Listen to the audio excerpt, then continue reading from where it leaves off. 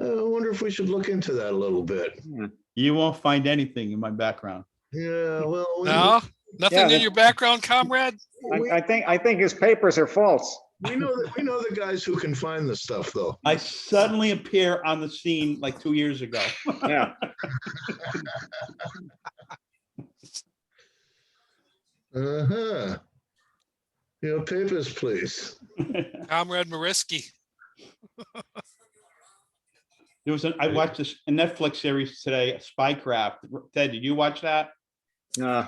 Oh, if you got Netflix, watch Spycraft. They go into all the different things about whether it be poisoning people, communications. Oh, yeah, I've read a lot about that stuff. Oh, my It's God. unbelievable, the stuff they come up with. The Russians in the 60s intercepted the IBM Selectric typewriters going into the U.S. Embassy and took a piece of metal out and hollowed the piece of metal out, put electronics in it, so every keystroke was recorded. Oh, my God. You ever follow Tom Clancy? Yeah, I read the books and saw the movies. I have read everything that guy puts out, even some of his other author stuff. And it was just amazing to me that when I was reading all those novels that he had, somehow every once in a while you would see something come across mainstream media like that just coincided with what that guy was talking about. Yeah. And you always seem to talk about something in the books that you'd see 2 years later in the military. Exactly. Yeah. Exactly right. Good evening, Brent. You got questions for us tonight? How's it going, guys? Actually, yeah, I do have a couple of questions. Good. So when we get started, you guys ready to start up? Nah, you got 3 minutes left. We'll wait for some others to get in, hopefully.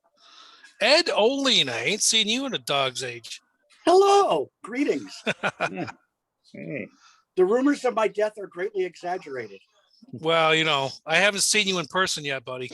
Yeah, I could be a hologram. I was going to say, he was previously recorded. We're talking about Ruskies here right about nowadays, so you know. Oh, as a Ukrainian, we don't like to talk about them. See that? Oh. Here we go.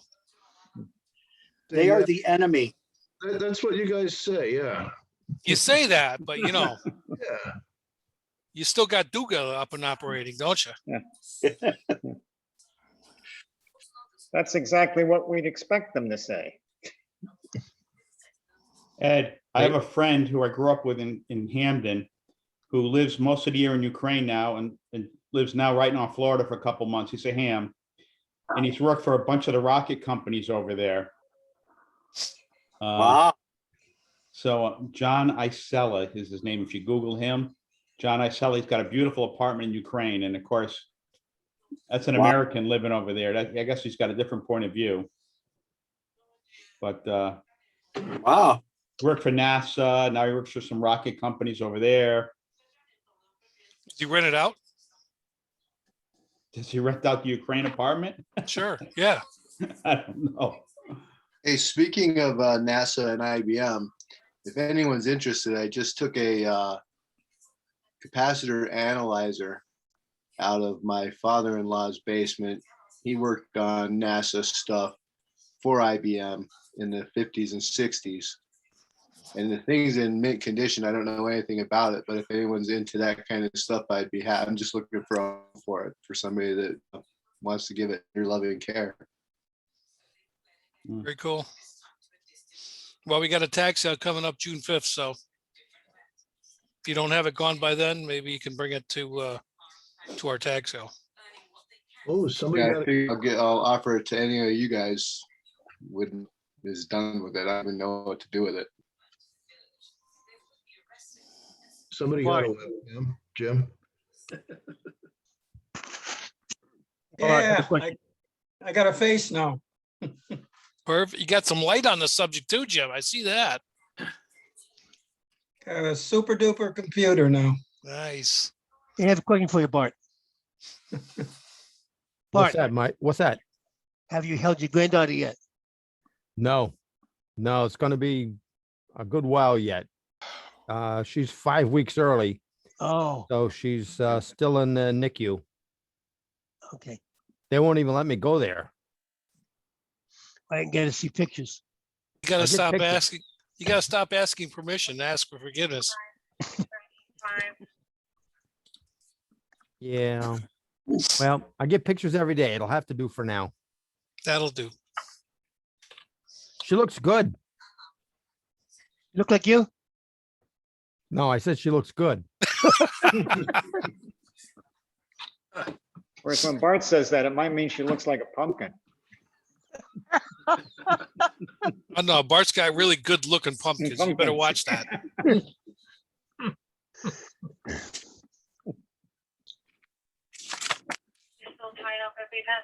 Speaking of that, Bart, I don't know if I can get some like a seed or two from you. Absolutely, no problem. It's still early. You don't Yes, want to start them yet. yeah. I got stuff started downstairs now, but that's the other stuff. I got tomatoes started, but that's a different issue. Sure is. The eating tomatoes I started on March 10th. They got little stalks on them that are as big as a pencil right now. They look real good in gallon-sized pots. And Nice. I have competition giant tomatoes. I just be right started back, a couple of guys. days ago. They're just coming up. Gonna get a glass of water. Well, Bart, if you got one that's not big enough for competition, I'll take it. I like nice fresh tomato salad. So. I'll Are they bet. sweet? When they're that big, are they sweet? The giant tomatoes are really good. They really are. They're nice and meaty and not a lot of that sloppy stuff in the middle. Bigger than a sandwich. They're nice. Sorry, I thought I had somebody in my back door. I can't wait for fresh tomatoes and corn on the cob farm stand again. That's my other project for this summer, John. I'm gonna grow sweet corn, probably about 50 plants. Oh, man, I'm coming to your house, not in the farm stand. It's good stuff. If I get it, it's too early to plant yet. Soil's got to get up to 55 degrees. And maybe you can get an agricultural with exemption in your property tax. It'd be nice if I could get away with it. I've been able to grow corn right here, just about a mile away from you, John. I grow weeds. Oh, good, that'll save me the drive to Bart's house. Yeah, I get Silver Queen, butter and sugar, you name it. Oh, it's not as good as what I'm gonna grow, Rob. I doubt that, buddy. All You right, can't admit it. it's a competition. All right, it's a competition because this I'll- year hey, it's not truly butter and sugar. I use that as like a catchphrase. This is a heritage or an heirloom, what they call an heirloom. And I also plan on growing that along with sunflower and a little bit of cucumber to keep the raccoons off of it. Electric fence. They're gonna be ready by field day? Oh yeah, no, not field day. Hell no. Next year. It's a 70-day growth, and I got to still wait a couple of weeks before it goes in the ground. John B and I will be the judges, blind taste test. You bet it. You guys are in it, man. I'm telling you right now. It's going to happen. You guys are too helpful. I'm What? telling you, the stuff I grow is really good. Now, I'm doing everything from seed. I'm not buying anything. That'd be a good Of course. morning activity. We haven't heard from Jim yet, and he's the gardener. Yeah, Jim's a gardener too. No corn, no corn. It takes up too much room. I don't have that much room anymore. I'll send you a picture of how I do it, Jim. You might like it. Yeah. Well, you got if you bunch them together, the trick is getting them together so they can pollinate. That's Yeah. right. That's exactly right. It's easier to go buy a dozen. Much. It's easier, but you don't get the same harvest. No, I know. The really hard part about growing corn is not the growing of the corn or harvesting the corn or eating the corn. It's getting rid of the stalks at the end of the year. Nah, you leave them in the ground and then you use them in the fall for decoration. I can't make that many decorations. You still have to get rid of them. I get a compost thing going. I burn them. They don't compost that well. They burn them. They burn quite well, though. Yes, they do. Yeah, they You burn. can't quite burn them well. legally. You can't burn it. I can burn it. Come over to my house. I'll invite you over for a hot dog, and you can cook that hot dog on one of my corn stalks. I think we allowed open burning. Well, it's I not got open the burning. I'm speakers. cooking a hot dog. You're done cooking hot dogs by the time they get there to put the fire out. That's right. And I you think- offer a hot dog to the fire chief, and he's like, "Okay, thanks." Yeah. That's the Right. old trick getting around a bonfire. You gotta have a hot dog or marshmallows there. Yeah, well, you just put a grilled surface on top of the bonfire and you're good to go. Yeah. So Lou and Brett, this is not what you signed up to talk about, right? I used to live in downtown Wallingford, and we would have big fires in my backyard. And as the fire personnel said, as long as I'm cooking a hot dog on it, it's fine. That's right. Always keep a hot dog when you're cooking outside. Even if you got a 20-foot flame. Oh, I Especially. routinely have 20-foot flames. You could go by 691, look down on my yard and say, wow, that guy's got a bonfire, and I'm going to be standing there with a hot dog in my hand. Yeah, the Hot dog coal's on a got to stick. start somewhere. Right. Anybody got any questions to start this little charade? I have a Brent couple does. of questions. I'm my next step is bringing a coax into the house, and I'm concerned about what I should do for protection. Not so much what I can do, but what I really should do. What exactly do you mean protection? I mean, grounding or lightning? Well, or what? I'm gonna have grounding at the mast, obviously, and then is there anything else I should do other than that? Ground Well, rod. you have to have Rob's our grounds on your expert. equipment. Well, So- I think you want to have something where you're coming into your house. Yeah. So You know, the grounding protocol, and I'm just going to recite quote and verses, is you need to ground any transmission line before it comes into the house. And the way you do that is you put a ground rod outside. You ground, you can ground everything that comes in, including your transmission line. You run that through a polyphaser or some other device that takes the ground and ties that to your external ground. You bring your ground from inside the house out to your external ground, and everything gets grounded to a single point. That's called a single point ground, and that's what we've done that up the EOC, where we meet usually at the Yalesville Volunteer Fire Department. I could show you that how it's done out there, but that's considered a standard for building code. So you ground it before it comes into the shack. Everything inside the shack, including your neutral, your ground wire inside the shack, you bring one of those leads out to the same single point ground outside of the building, so that anything external to the building coming in and as far as a surge or a lightning strike or any of that stuff gets grounded before it comes into the shack. You're looking to save and to protect human life here, and that's what your focus should be. There Yeah, are that's what my many focus ways. is. Yeah, there are many ways to do it. Well, Yeah, you want everything, like Rob is saying, single point grounding, because what you really want is everything, if there's, any kind of a lightning strike or whatever, you want everything to go to ground at the same time, because it's that potential difference between everything that's going to be dangerous, because then you're going to get current flow. Right. And so that single point ground is really critical, very, very important. yeah, that's exactly right, Lou. That potential difference that Lou mentioned, that means voltage. Right. And when you have voltage, that means current's going to flow. Yep.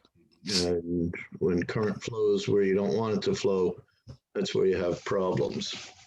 So How you about want static bleeds and things on where you put a spark gap up and you bleed off the static, what is it called? Static bleeds is what I heard. well, yeah, the old timers use spark plugs, but you want something a little bit more gas discharge tube, a lightning arrestor. A direct hit, you're screwed.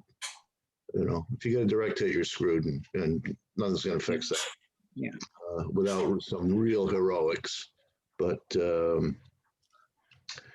gas discharge that goes in line with your coax, and if the voltage builds up to a point, it shorts through the gas discharge to your ground. That has to be connected to your ground, and that single point ground is that was mentioned a couple times is very important. You want everything referenced to one point, so you don't have that potential difference that Lou mentioned. Yeah, Red, that could create a ground loop, and there's the potential for current flow if you've got different sources of potential. We also, just to let you know, Brent, have you seen our Wallingford Amateur Radio Group, Meriden Amateur Radio Club YouTube site? No, I haven't. All right, I'm going to send you a link. We do have one of our tech nets, which is usually done once a month, is on station grounding. There might be some information there that you might want to look over. I'll send you a link on that and to your email address so that you can at least look that over, and it's got some explanatory stuff there. You might clear some and let me shut this off because I'm just babbling here, but all I really want is the link. I'll find it and I'll send that to you anyways. Yeah, no, that'd be helpful. So a lot of good information on the polyphaser, POLYPHASER. They manufacture some very high quality lightning protection equipment. There's a lot of good information on their website. The ARRL has a very, very good book, Grounding and Bonding for the Radio Amateur, I believe it's called, and it's written by Ward Silver, W-A-R-D, Ward Silver, like the metal. Grounding and Bonding for the Radio Amateur, and a lot of good information on that. Ward is a really good guy. He really knows what he's talking about too. So that would be a book that you'd want to definitely have in your library, and lots of good information there on all kinds of related subjects. Yeah, I use that in some of my presentations as well. But the system that we've got up at the EOC that I mentioned was approved by the town electrician. We had to make a SketchUp of what we wanted, and when I laid it out for him, he immediately understood what it was, and that's what we have up there right now. And I just sent you a link, Brent. Good. Yeah, I'll take a look at it. I'm going through a little bit of a renovation in the house right now, so I'm gonna probably run some coax in here very shortly. I've had my electrician put to it in now so that I can just run stuff in after. Do you have a tower outside, Brent? Or are you just putting this up on the roof? I have a mast outside, and the antenna is going to be about 6-5 feet away from the house. It's got a grounding. It's got an 8-foot ground rod, and it's ground at the mast. Okay. If you need one coax, Brent, run 3. You're gonna Yeah, run 'em. I'm definitely gonna be running at least 2, so I'm with you, gonna run 3. Good. That's good. That's good advice. You want to put, wherever they enter the house, you want to put a drip, what's called the drip loop. So it's not coming in at an angle just before it enters the house. It's a little loop, so it's water doesn't run down into the house. It hits the drip at the bottom of where it comes in and drips off. Yeah. I have it come in the house just like a power service or whatever. It's gonna come from the ground into it's like a splice box or whatever, and goes into the basement, and then it's gonna go up to the attic and then down to where I am right now. Cool. Might want to consider putting a few extra loops on that thing and tying it all together like as in an RF choke, because I can load out 10 meters pretty well without a choke on my antenna off center fed, but 10 meter works a heck of a lot better if I put John, you gave me that number a long time ago and I've used it since, and that thing allows me to load out 10 meters pretty well. Remember what that was, John? What number? 10 meters for LMR 400. I'm not sure what you mean. It's So like I was- 9 coils, at 9-inch Yeah, diameter. I thought it was 9 or 10 loops of Yeah, LMR 400. Bart, yeah, tape them all together. yeah, I use wire ties. Yeah, six is really usually enough. More doesn't hurt. It just costs more and weighs more. But yeah, the 400, you got to be careful not to make tight bends in it. You want to, if you're using the basic LMR 400 or other similar cables. Well, I use the stuff that you grew here in Meriden, John. Yeah, I grow it here in my antenna farm. It's Yeah, if there's 6-inch diameter coils, you're fine. Yeah, just don't put sharp bends in it. Right. But especially the LMR 400 has a solid center conductor, so you just need to be aware of that. There's LMR, there's flexible versions of it, which have a stranded center conductor, and those you can put a closer bend in, but just be aware of that. The point I was trying to make was sometimes when you're trying to load out 10 meters or 15, sometimes having that extra loop in there helps out a little bit. Yeah, we talked about balance, and what you're making is a balun, a choke, RF choke, and a balun, the same thing. Right. What you're making is sometimes called a poor man's balun. And what you're doing is keeping the RF from flowing down the outside of the shield. Exactly. You're keeping it all inside the coax, and that cuts down on your RF getting into the shack, which causes all kinds of havoc at some points. And that loop be at the antenna, I'm sorry? that choke should be at the antenna, or to the antenna. No, it should, yeah, it should be close to the antenna. I'm sorry, yes. Should be close to the antenna. And mine is just down from the feed point for my off center fed.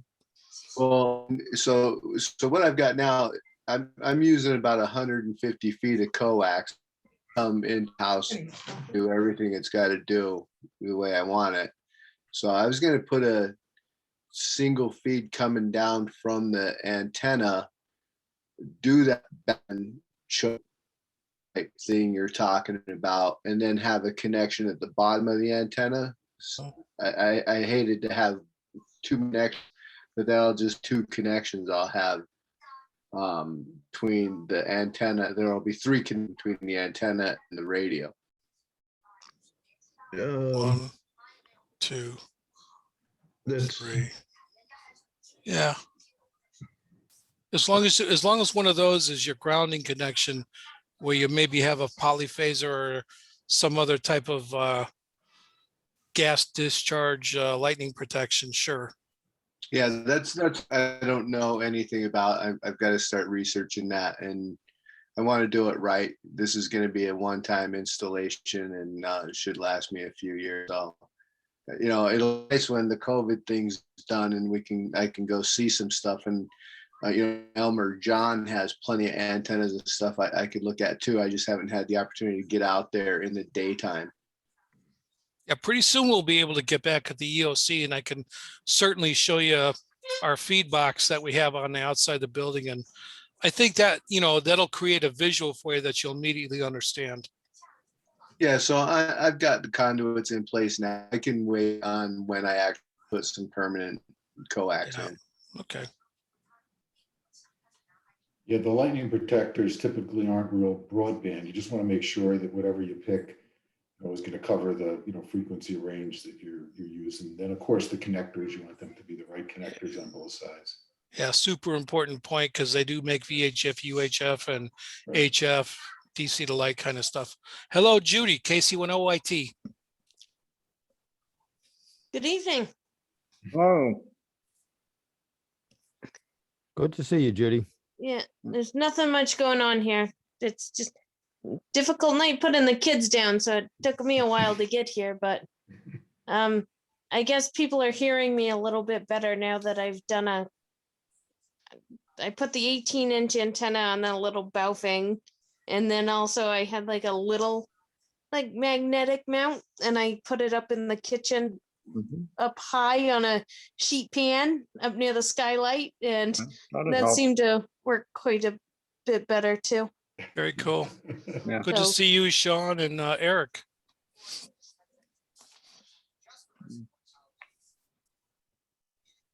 Yeah, Judy, I was hearing you the other day just fine. You were a little weak, but these guys have all helped me a lot with my antenna issues. So I seem to be, I seem to be transmitting pretty well. Yeah, I bought a little longer antenna too, one of these diamond, whatever they are. Yeah, I use Diamond those. antennas. Yeah. No, you got a whip. Yeah, that's a good antenna. I got one like that. I got two like that. Yeah. So when I'm in the house, I put this on the radio, but then if I'm in the car, I just put the little short guy on there. This is a little wobbly in the car. It's top heavy. Oh yeah, Bart's Yeah. got one. He's got it. Yeah. He's got one of those. I like to call him a spring coil or a Yeah. spring metal. Oh, wow. Yeah, they work good. You can Yeah, also it's get like them. it's like a lightsaber. Yeah, exactly. That's how Bart uses it when he Yeah. can't find the fox. Hey, 160 meters. Slice and Tie a dice. string on it and you can go fishing. Inside the car with an HT, you've got pretty much everything going against you. Yeah. Because Yeah, if you get a mag mount for it, you just run it in and you can get a connector to put on your HT. Yeah, I that's probably started out my next endeavor. Yeah, Lou, there's a place in Meriden. The name don't come to the top of my head, but he sells mag mounts. There it is. There may be a background showing that. I still have to get over there. I haven't done that yet. Yeah, and make sure you get the adapter, but it's gonna make all the difference in the world running HT in the car with the outside mag mounts, like night and day. Oh, You yeah. know, there's a reason why Dave didn't put on the 1 milliwatt, because I use that dumb thing to zero in on that guy. When that thing starts getting a little sniff, I know Yeah. I'm within about 500 yards of that guy. Yeah. Yeah. I did take that little handheld, and there was a rag chew the other morning, and I put the little magnet mount on top of the truck and had my little handheld in the truck and just tried to figure out the boundaries of to where I couldn't hear people. I heard you on Saturday morning, didn't I? Yep. Yeah, you were I talking heard to you as well, John. Judy. I was getting ready to respond to you when John beat me to it. We were both in the same place, and I was in the radio room doing some work, and he was on his HD. He beat me to it. Yeah, and then I spoke to you right after that, and what I was talking to you on was a Bofang on using an external antenna on my truck. So if I was coming in loud and clear to you, Yep. that's all it was, is a Bofang with an external antenna. Yeah. And you guys running portables in the car, you gotta remember, that's only, if it's putting out 5 watts, you probably got 3 watts making the antenna, so it's still not gonna cover like having a 20-watt mobile in your car, but you'll hear good, but don't get discouraged if we can't hear you good, because you're only hitting 3 watts out of that antenna to the repeater, which is tough, but Yeah, makes sense. I did finally go on ARRL and request my grandfather's call Oh, sign. Wow. So we'll very good. find out. I don't know how long that's gonna take to find out anything. But it'll be different. I'm sure I'm gonna confuse some people when I come out with W1 BJG. Sound like I've been on there forever, but That's all right. Everybody's doing Okay. that, Judy. Don't be No discouraged. problem.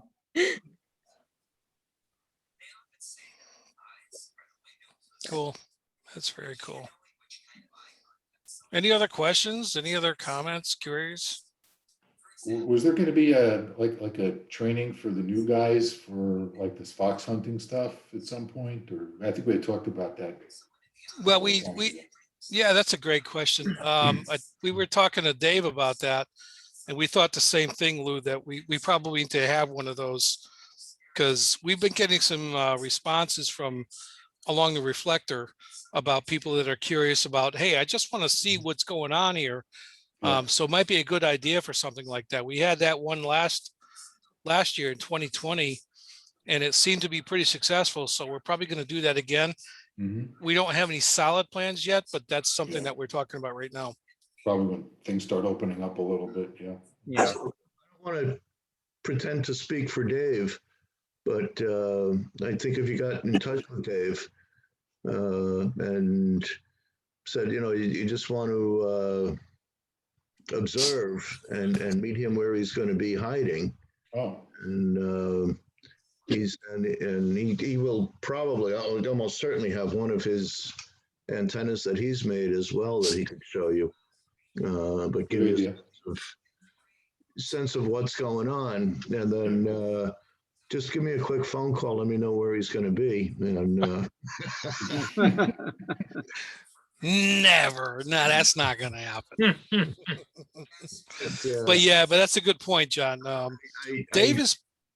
I imagine he'd be happy to do that and tell you where to meet him.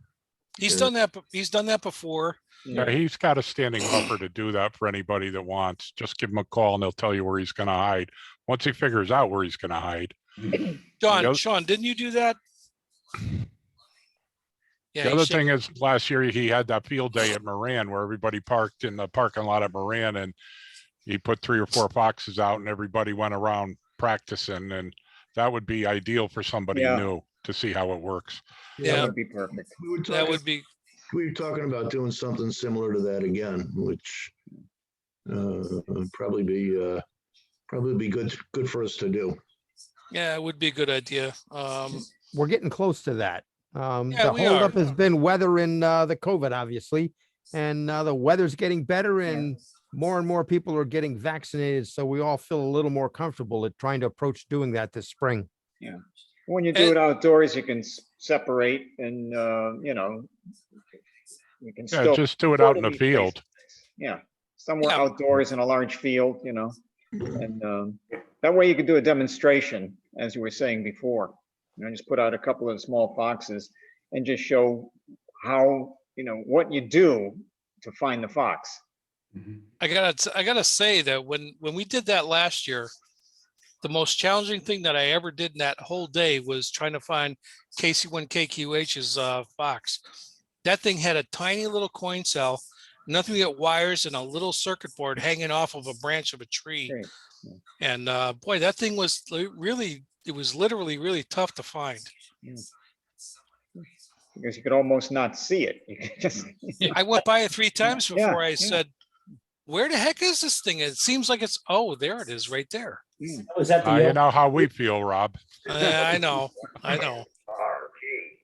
You guys, it never seems to stop you guys from finding my hidden foxes, no matter how I disguise it, though. You mean inside a log?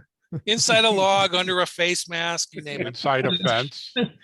Rob, what you got to do is you get one of those artificial dog turds and put it. What the hell? Let's go for the real stuff, Ted. Somebody mute Ted quickly.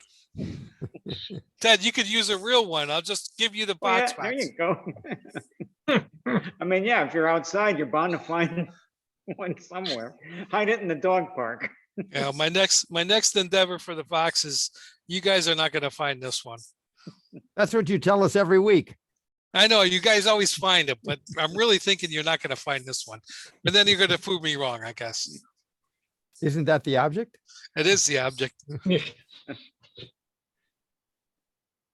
I tell you, put it to you this way: I'd rather be a hunter than a hunted. I'm waiting for one of the hunters to come one weekend with the red jacket and the hat and the riding boots. With a horse, right? Yep.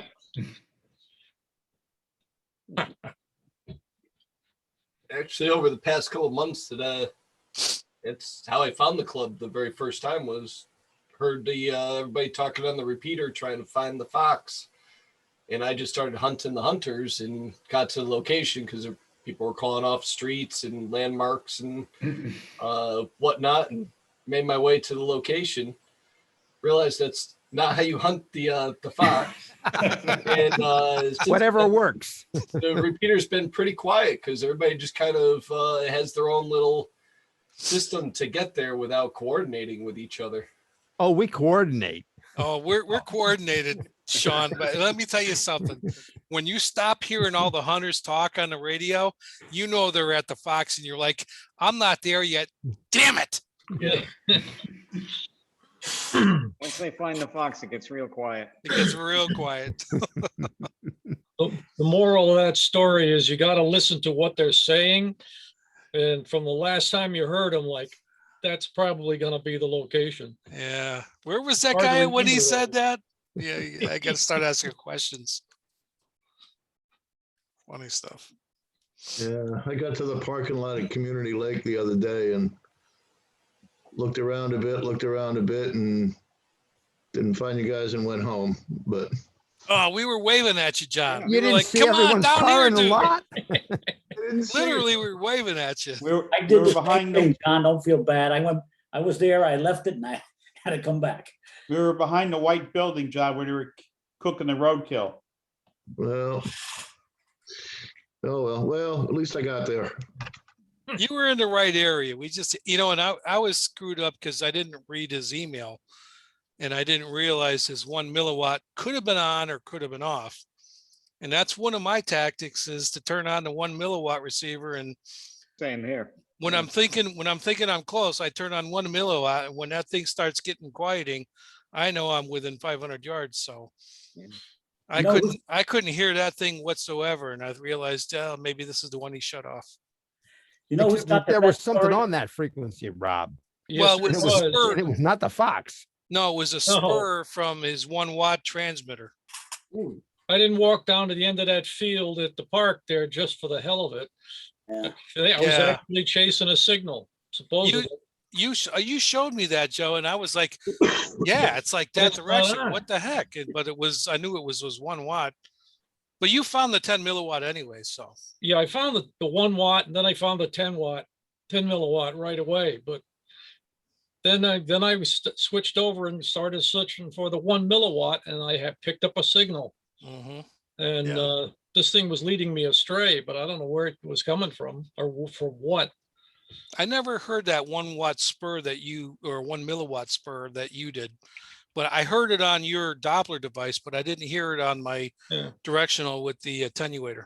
I had it on my Kenwood. Did you really? Yeah. Yeah. Never heard it on my THF6. Wonder if it was a harmonic from the Bofang. It's got to be. That thing's noisy be, as yeah. hell. Yeah, the receivers on those are not. Well, You know what who has the harmonic best is story? it? Think about it. I don't have to get a microphone.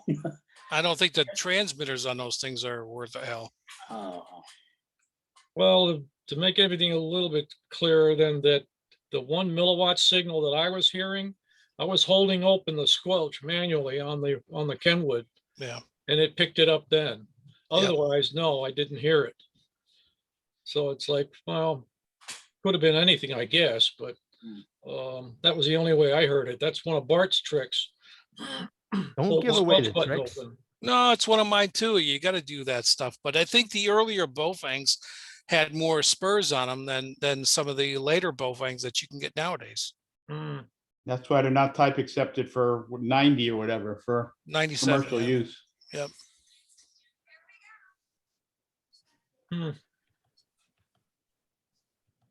On the HF frequencies, I noticed that there's this line of static every couple hundred kilohertz. What are those? Is that like somebody running a microwave and it just kind of like dances across the band? I see those on 10 meters. Yeah, I do too. Yeah, I'm gonna I'm on 20 meters right now and seeing one towards 14,326.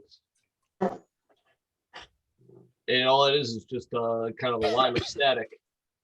And I noticed that it happens to be quite often right on a frequency where a POTA spotting is listed. Really? Yeah, well, RFI issues the can be, frequency we use on 10 meters, 28,375 has got them right now.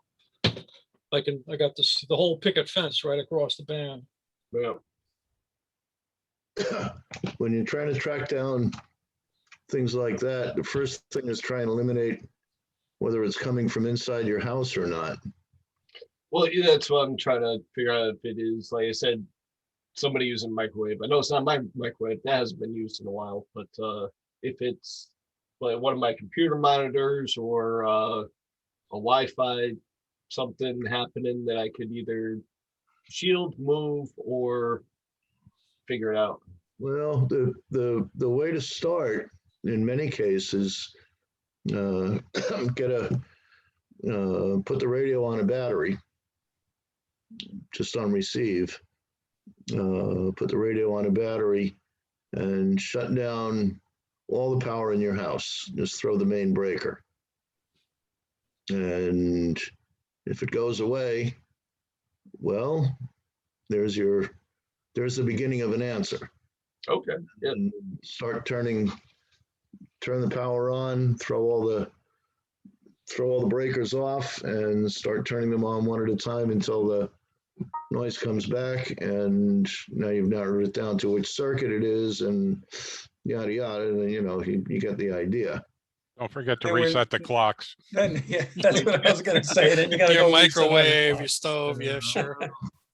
Yeah, I get that hash across the band periodically here on different bands, and it's right across the whole bands. And I'm pretty sure it's external because the same things are pretty much turned on in this house every night. And some nights it's there, some nights it's not. So it's a good chance it's external. I've If you seen it on the waterfall, just walk across the frequency. Yep.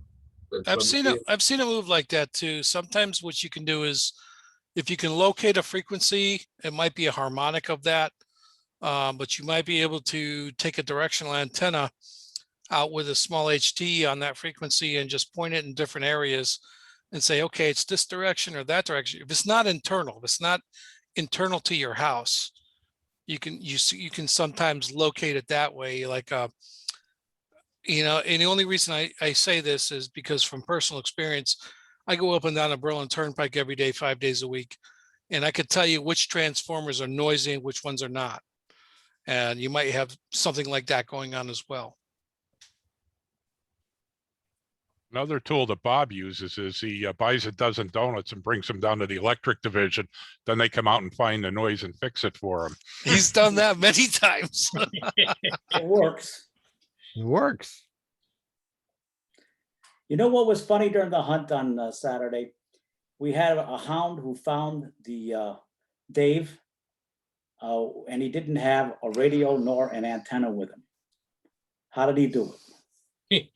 He was riding the trail with his bike and he just stumbled. He said, "What are you guys doing here?" Yeah. Jeff KC1 HDB. Yeah, That was pretty good. that He was. did a good job. He's in It's pretty cool. competition with your wife, Bob. How's that? She gets that. She doesn't have a radio. She finds the fox. Finding it. Oh, that's right. I told her that's cheating. Here, I'm plotting everything on a map and she's walking over, kind of going like this, and she's pointing. And I'm saying, don't do that. Go over there, Bob. Come on. Throw your map down. Go over there. He's right over there. Right Some there. some people don't play by the rules. Especially foxes. Rules go by the way. Right. Anybody else have questions? Other questions? Another question. Now they have the end-fed antenna up in the backyard, and it runs pretty much the whole length of my little half-acre of property. But should I be running that in any type of cardinal direction, north, south, east, west, zigzagged like a scared rabbit? Can you? Northwest, because then it radiates off the sides. It'll radiate east, west. Can you change the directional pattern of the antenna? Yeah, I mean, I can just go out there and move the wire and kind of have it zigzagged and looped over some tree branches and whatnot as it traverses across the yard. It'll probably make not much difference at all. It may make some difference, but it's probably less than you think. Okay. Yeah, I just wasn't sure if there was any like kind of physical science to setting up the, like if I was to walk the end of the wire in 180 degrees, like if one of those degrees picks up somewhere better than another, like a directional antenna maybe. John, what did you put up? I just put up, it's called the Princeton EF53, I think it's 53 feet long and fed. And I know you talked to the same station I did in Louisiana.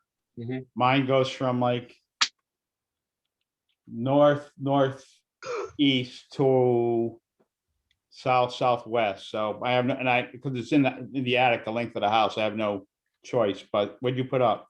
I have the NCOM 3 and fed, and yeah, directionally I'm same way as you, kind of like a northeast and southwest directional.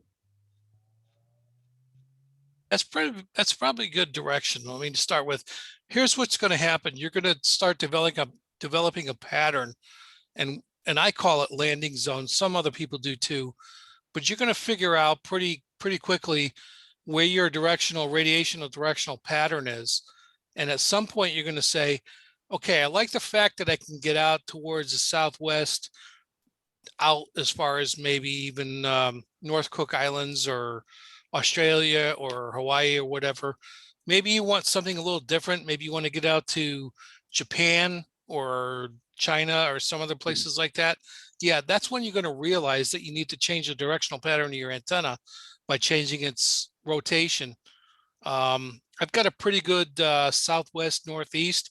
I get into Europe pretty good when the propagation is good. I sometimes, depending on like late summer, sometimes the Middle East is really good, but that's because I've got a lobe in that direction. So that's what you don't really realize what's going on with your antenna sometimes. When you've got a major lobe going northeast, southwest, you may have other lobes going in offset directions or rotational directions from that main lobe left and right that you may be getting out to that propagation doesn't really support at that time of the year. So it's good to have your antenna, just set it up and figure out what happens over the course of a year. And next year you can figure out, hey, I want to rotate this thing another 20 degrees and maybe change my propagation. Okay. Yeah, I was able to get Italy and the Louisiana station. I actually got on their log twice, and Florida doesn't seem to be a problem. But if I try and get any of the stations to the north, like Ohio or any of the Dakotas, it's like I'm either barely picking them up or just not hearing them at all, or they're just not out there. That That's because nobody lives in the Dakotas.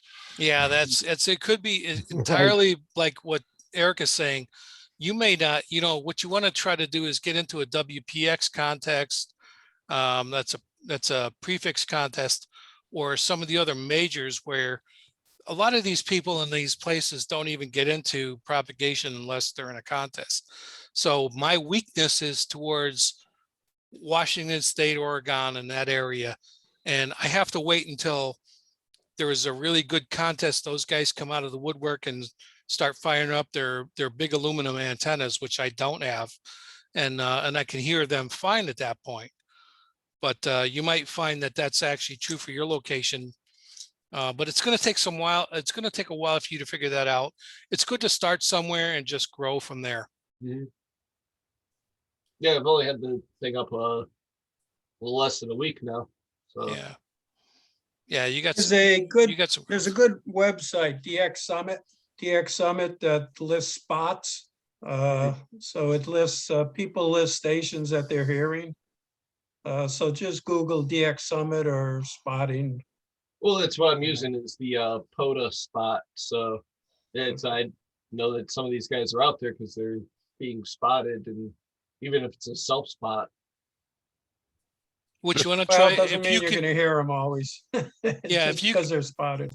if you can try to use somebody that's doing the spotting in your area is more accurate for you than someone, say, in California or down in Florida. So the source is really sometimes the way you need to focus and say, okay, if I can select where I want to receive spots from up here in New England, that's going to be more towards what I can hear than somebody, let's say, in Louisiana or Canada. Okay. And if it's a rare station, work them first and then spot them. Because once you Exactly. spot them, you can draw a crowd. Exactly. Yeah, good, but good advice. What the heck is spotting? What is spotting? Spotting a station, like just recognizing that a station is transmitting, and you've seen them, you spotted them, and now you're letting others know that that person is. There's a website, or there's a packet cluster, and also the website Jim mentioned, where people, if they hear a station and say Antarctica, they'll post the frequency and their call, and to call the station in Antarctica. And then most people that chase DX will monitor those, mostly the packet cluster, because it's on all the time all over the world. And so you can just tune across the bit, you can turn on the packet cluster, and you can find a station, say in Southern Africa, find out what frequency is on, and you know, it helps you find these stations. In the old days, we had to tip each other off over the repeater, but now it's all almost automated, so Right. it's much easier. So sometimes the logging software that you use really helps you this way. But Judy, to answer your question is like what Eric said. Let's say I work a guy, an Alpha Kilo 7, which is an Alaska station. Let's say I work a guy in Alaska. That's going to draw the attention of a lot of people that are trying to get an Alaska station. Like Ed. But then they're going to say, yeah, like Ed. So, but then they're going to say, well, who spotted these AK-7, this Alaska station? And they're going to say K1RCT. They're going to say, where's K1RCT? They're going to say in Connecticut. So the propagation from Connecticut to Alaska is either due to the K1RCT station or the AK-7 station, but the propagation is the common denominator between those two. And they're going to say, anybody between those 2 points or within a reasonable distance of those 2 points may be able to make propagation. That's what people look for when they're trying to work DX on HF frequencies. I think I get it. Yeah, good luck with that, Judy. Just go to DX Summit. It's not .com, but Google DX Summit. Go to the website and you'll see it. It'll be plain as day where you'll see it. It's Yeah. dxsummit.fi. They're right. It's not a US station. So, but that's a good station. That's Hey, a good Bart, what does FI stand for? I think it's Finland Finland. or somewhere. Oh, okay. I think it's Finland. Because the Fox APRS India. website is FI also. Fox India, that's what it stands Yeah. for, Eric. Well, Fox India stands for FI. Right. Judy, to answer your question, Didn't I say that? the spotting is a website where people list contacts between 2 points. Right. And Right. So, if- like what my grandfather used to do is have everyone's like little cards posted all over the wall of his bedroom. So instead of that, to say like, hey, I got Alaska and I've got the guy's card and it's up on my wall.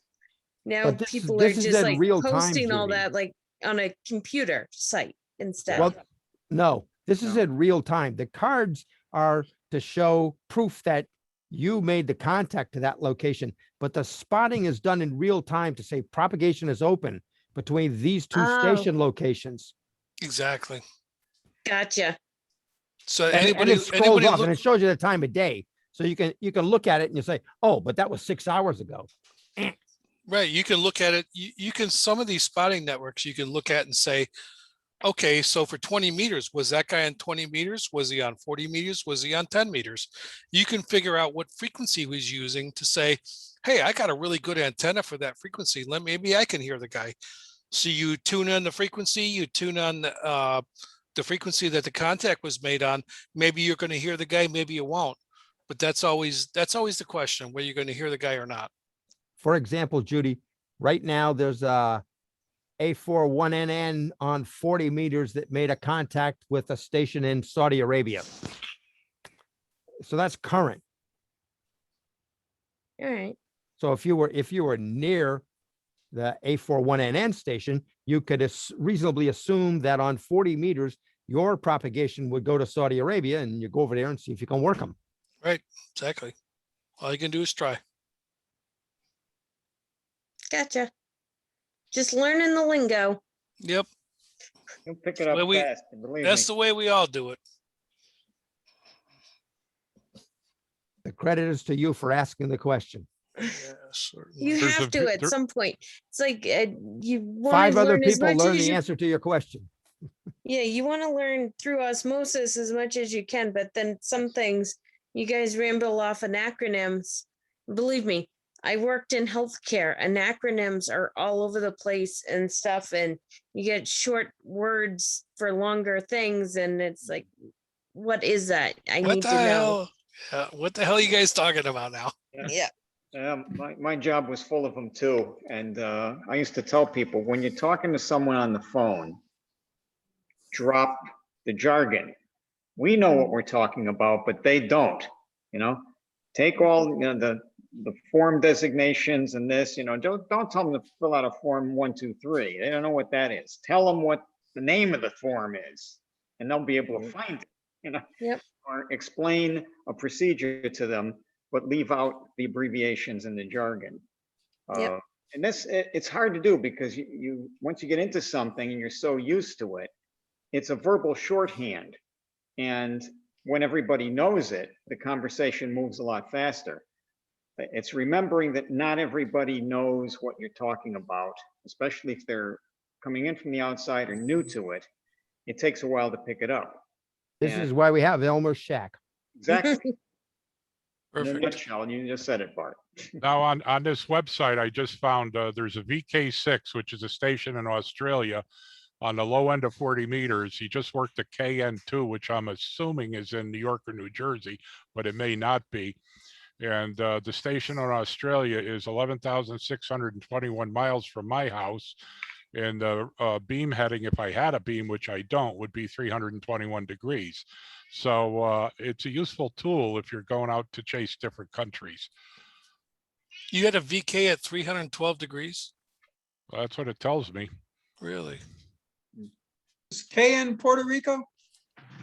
Kilo November. Yeah, that's Puerto Rico. KN2, Kilo November 2.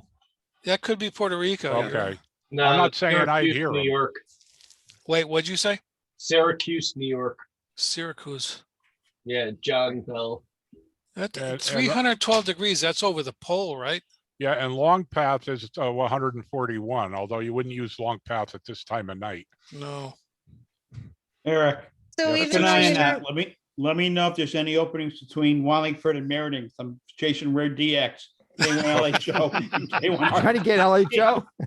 On 10 meters. K1LHO. Edcombe, Alaska. I want those. Rare two. DX from Meriden. Yeah. You got to crank up the power, Joe. I mean, give me 100 watts there, dude.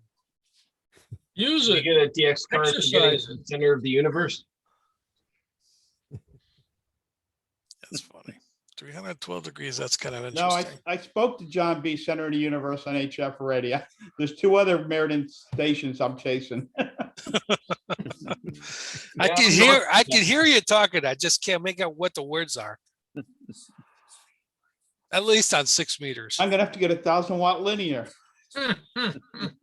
You know what you could do is just take a little antenna in your attic and add like a 19-foot segment going around the corner, and you're going to extend that and be able to reach it. I'm telling you right now.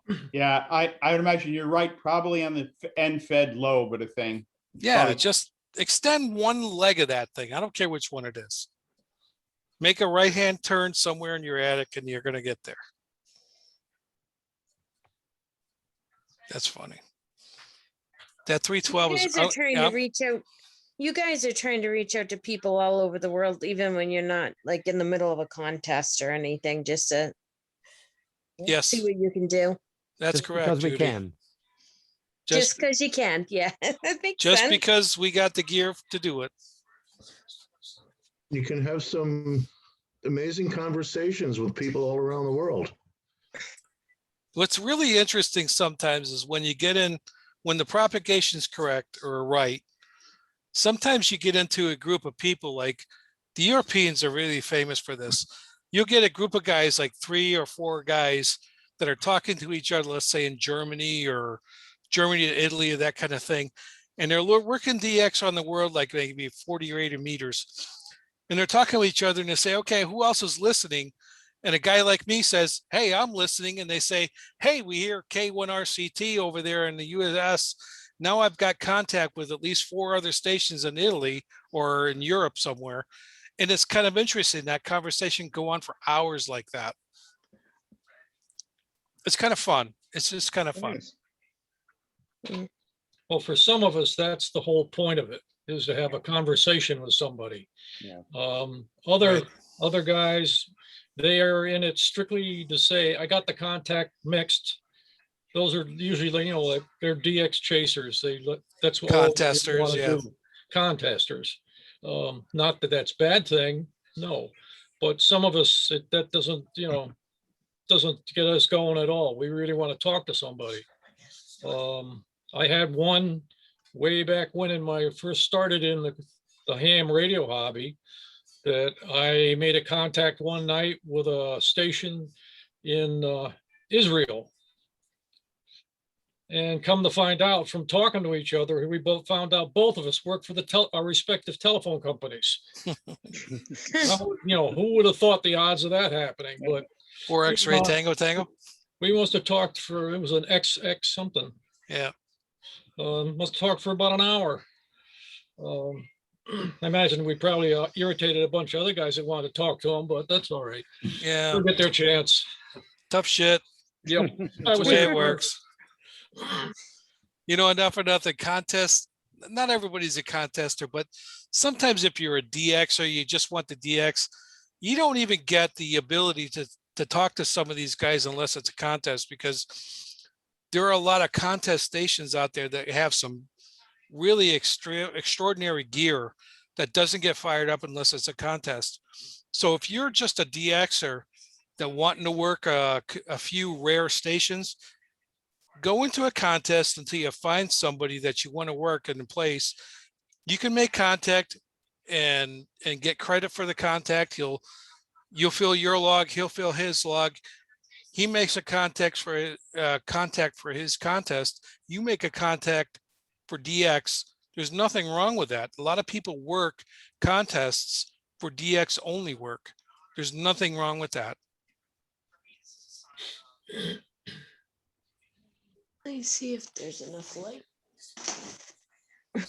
We can see you, Judy. Yeah. Yep. No, I want, that's what I did. My little bell thing with my little Oh, there you go. Yeah. my little antenna up on a piece of sheet metal. Nice. Whatever Nothing works. wrong with that. That works out. Yeah, it works. Yeah.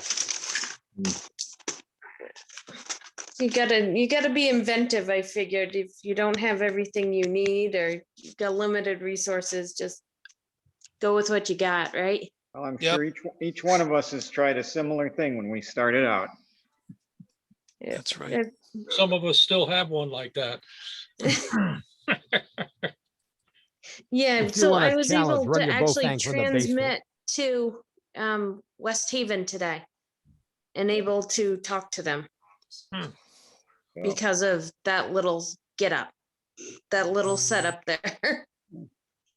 Perfect. Even though there were West Haven people, it was West Haven repeater, but they were right here in Cheshire, so I don't know why they didn't just switch over to the Prospect repeater. Wouldn't What is- you? What is the is that the 6-1 repeater or? Yeah, Yeah. the 610. Yeah. well, if the coverage was good enough, they probably didn't feel they needed to. One of them was getting choppy. Well, if they're a mobile, that could happen. Yeah, they were both, I guess they were both mobile. And they were in Cheshire and going up Gaylord Mountain Road and through Hamden and stuff, one of them. And I'm like, why wouldn't you just switch over to Prospect if you're that close? Sometimes it's a matter of where their friends hang out. That's what it is, Jude. We all hang out in the Wallingford machine. They could live in West Haven and New Haven. It's just where all their friends hang out and the machine they hang out on. That's how that works. And it depends on who you want to talk to. Like I'll work the Wallingford repeater, or sometimes I'll go on to Prospect. If I want to talk to another friend, I'll go to one in East Haddam. So, you know, it just depends. And you figure, well, I can hit this one and this one, but the other guy can only hit that one. So you stay on that one. So it's just, you know, after a while, you realize which repeater is going to serve you to make that particular contact. You know, because you get to know people, you know where they live, and you know which repeaters each of you can hit. You're muted, Judy. And if you're scanning repeaters, you'll see some guys switch from repeater to repeater every 2 seconds so they get somebody. We don't know anyone like that. Oh, yeah, no. Of course we don't. And you go to answer them, they've already gone to 2 other machines. By the time you pick up your mic, you didn't answer them quick enough. They're on 2 other repeaters. Sounds I can't about tell you right. how many times I've heard calls on the local repeater here. I go to answer them, you know, 2 minutes later, their people are gone. They don't want, nobody waits. Yep. Yep. Yep. Yep. Just wait 5 minutes. They'll be back. A lot of yups there. Well, I'm gonna have to drop off, but it was nice listening to you guys and chatting. All right. Thanks for coming by, Lou. Okay, I'm gonna stop by your place one of these days, John, pick up one of those mag mounts. All right. Yeah. Just, you know, always best to give a call first, make sure I'm going to be there and I got what you need, but usually I do. All right. Thank you. Here's a clue, Lou. He's always been there, even if I don't call him. He's always there except when he's not. He always sounds like, why am I calling when I call first? I'm gonna drop out too, I guys. order it online, but I'm so close, you know? Well, Night yeah, all. come over. It'd be good to see you. See you later. Okay. All right. Bob. Have a good night. Judy, nice meeting you, Judy. I'm Yeah, Bob. nice meeting you. I This is think I'm Bob. gonna get off too. I'm gonna try to get some garden planning done. Good. Cool. Excellent. Finish that up Okay. Bye-bye. before it gets too hot. All right. Have a See good ya. night. Bye, guys. Sayonara. Night, Yeah. Judy. Hi, Judy.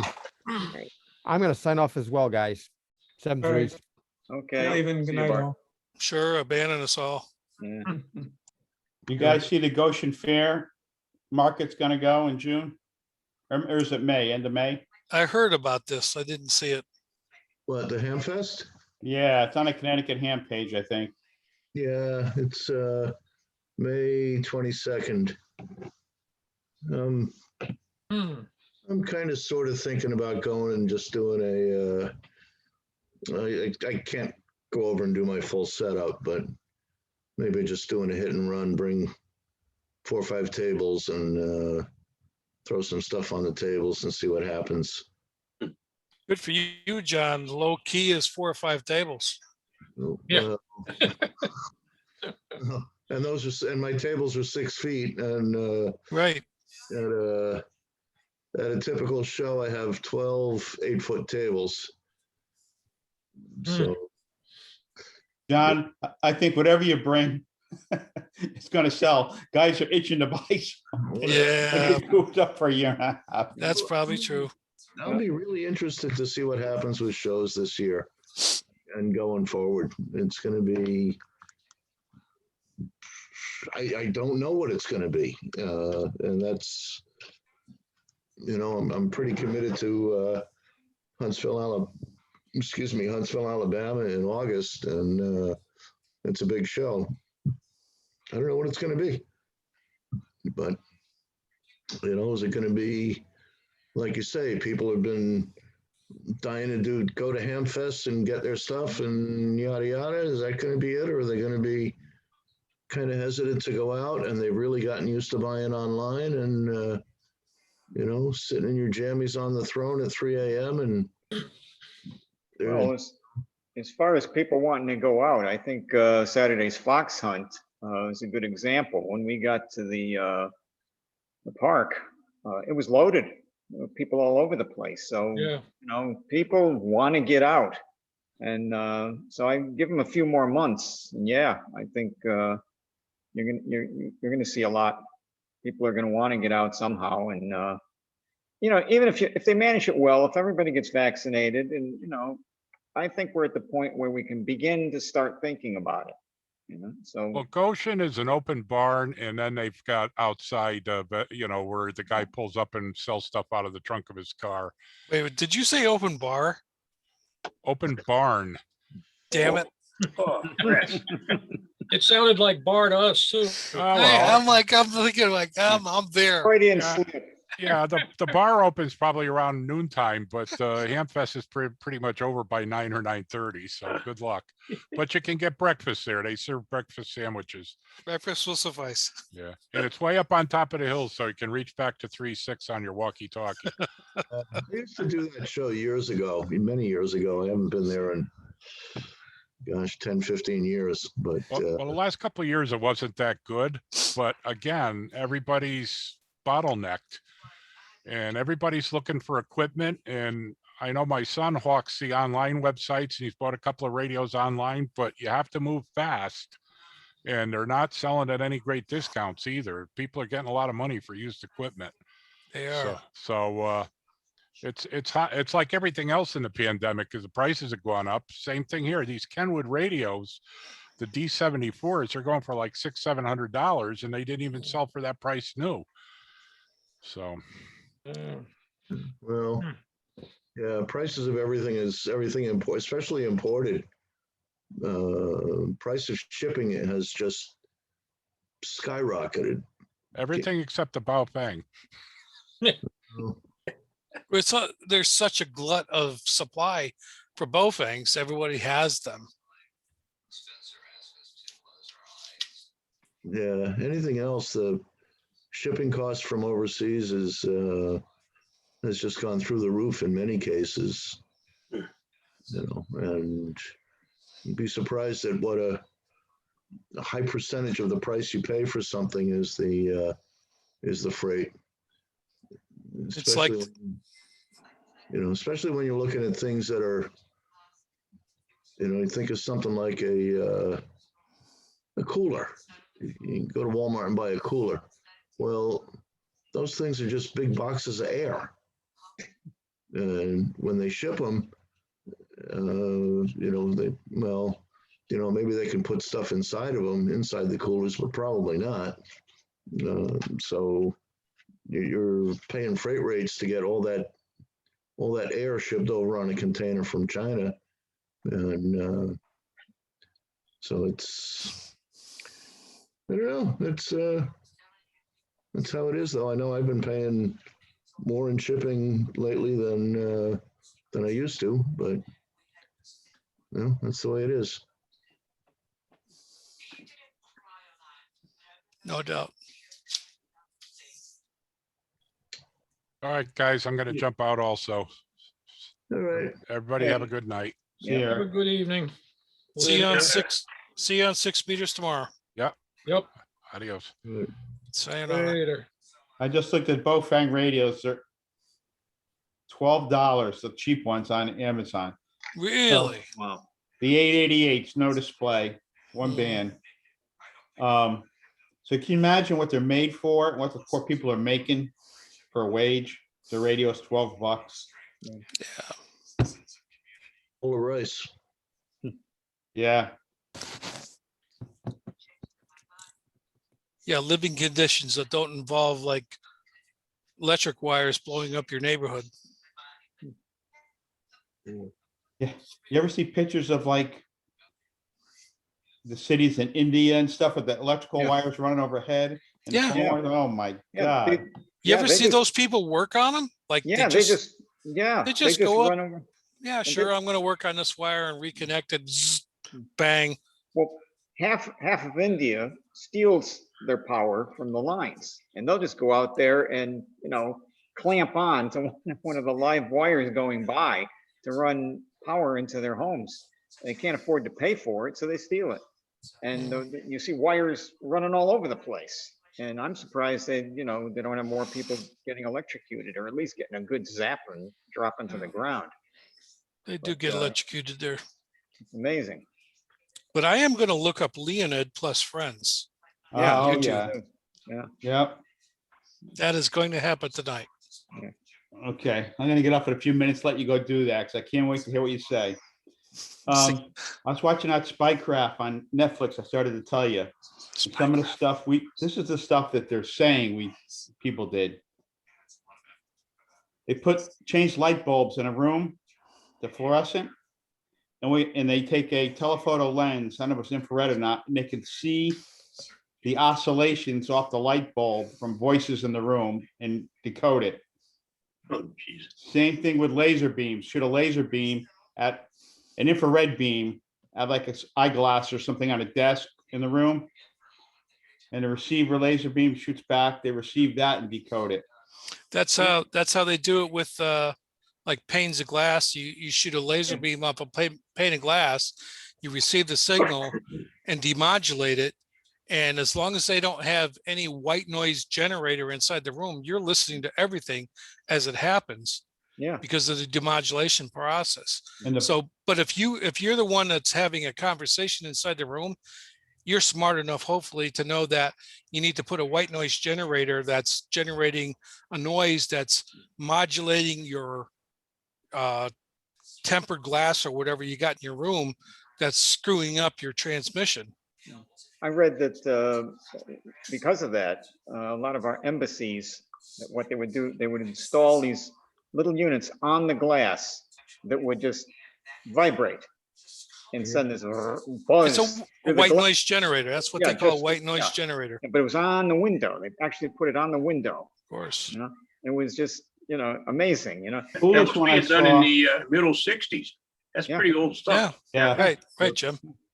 Also, an old 45 record player works much better than using speakers with digital sound, because whatever it is with the record picks up the vibrations a lot better and cancels things out. I'll get out of here. I gotta go work on my stupid old SNET internet email. It goes out about every 6 months. It's set up with Yahoo. Has something to do with the authorizations. All my email programs shut down. They won't authenticate. I gotta get rid of the account, put the account back in again. And so much for SNET. So good luck for that, Jim. See you later. All right. I got to take off too. I'm going to let Rob go listen to Leon and friends, whatever his name is. See you guys later. See you later. Okay. Yeah. Yeah, that's something definitely we're gonna have to check out, see if somebody's really as good as Chicago. Yeah, I wonder about that. All right. We'll have to check it for ourselves. Take care, you guys. See you later. See ya.